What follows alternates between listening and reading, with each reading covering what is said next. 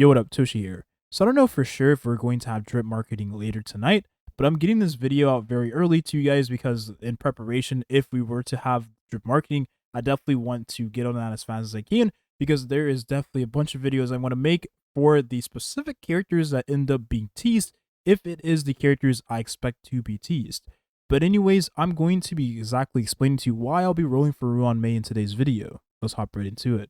So we made plenty of videos on Ruan Mei, and comparing Ruan Mei to Bronya is a reason why you should definitely go for Ruan Mei, because her power level matches that of Bronya, and not only can you use Ruan Mei in the same teams you use Bronya in, but why not just use them together? Because using Ruan Mei with Bronya is literally the best team you can have when it comes to not only hyper carry, but also other teams in general.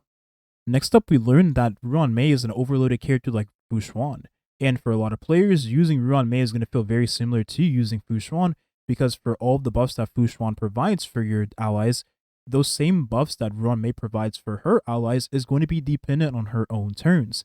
So it's going to feel all too familiar. For some damage dealers, this is godsend, because just like you would use Seal for Fu Xuan, you can use Seal with Ruan Mei and keep all of those same buffs that Ruan Mei will provide on every single turn. And considering Seal increases her own speed, and Ruan Mei gives speed to your allies, well, the speed you would get for Ruan Mei on top of the speed you would have on your Seal would allow you to meet some of those thresholds in the kit of Seal specifically. Let me explain.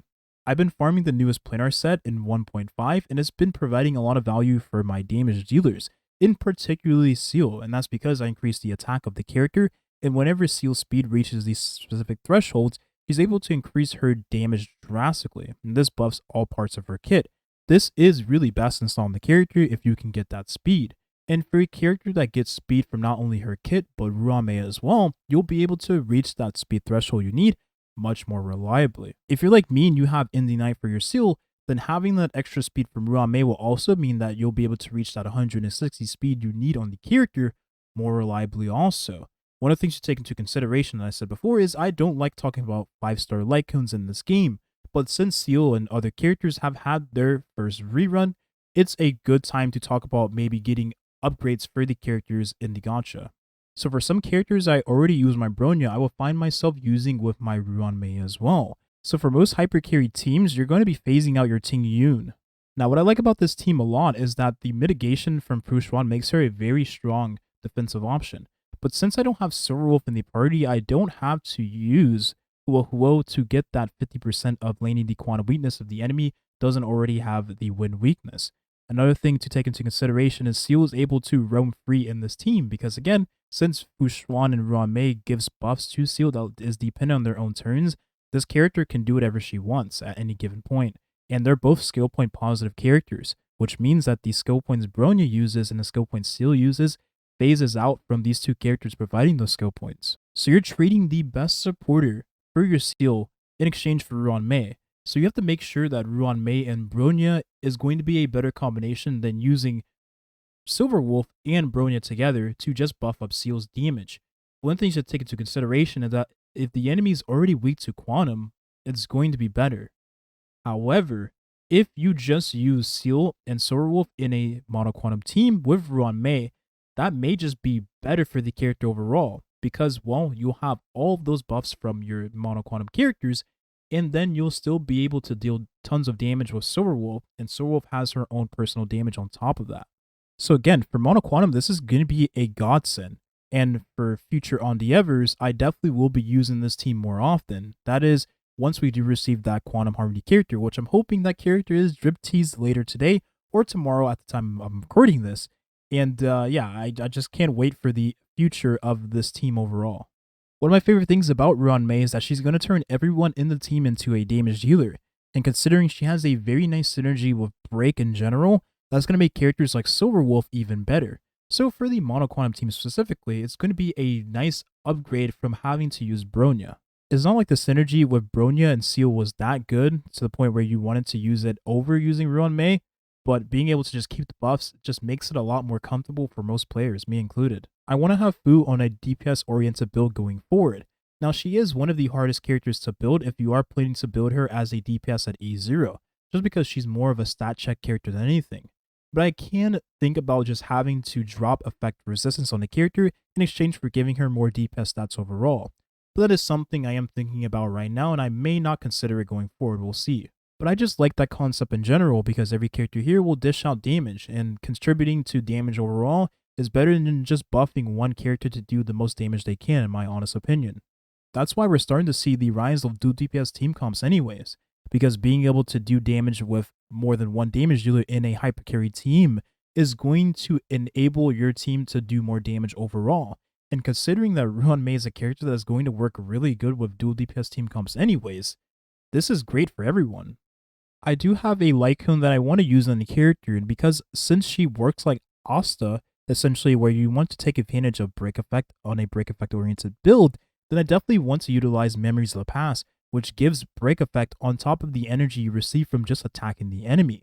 And considering Ruan Mei is a character that is skill point positive, that means you're going to be using her basic attack more than anything, so you'll be generating energy every single turn.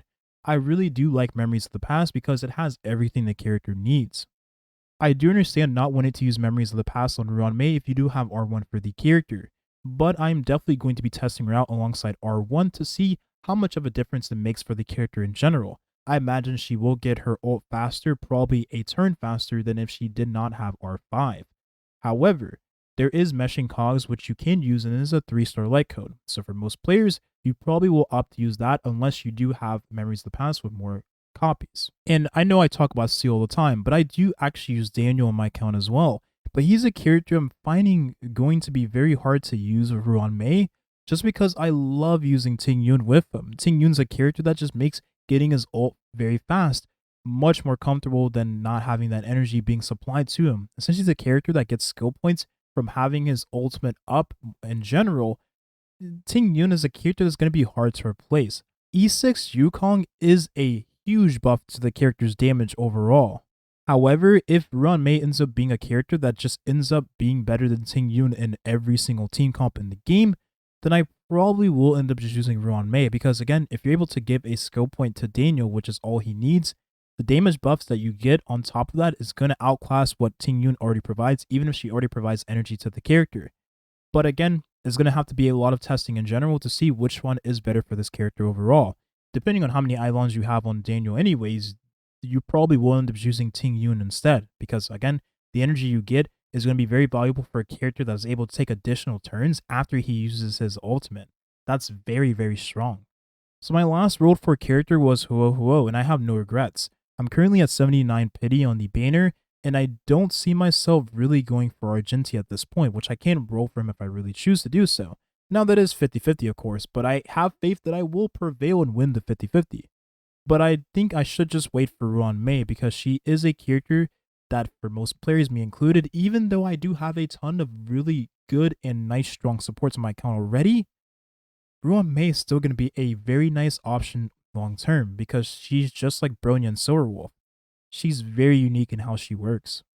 So there you have it. I hope you enjoyed this video, and that's pretty much in a gist of why I'm going to be rolling for Ruan Mei.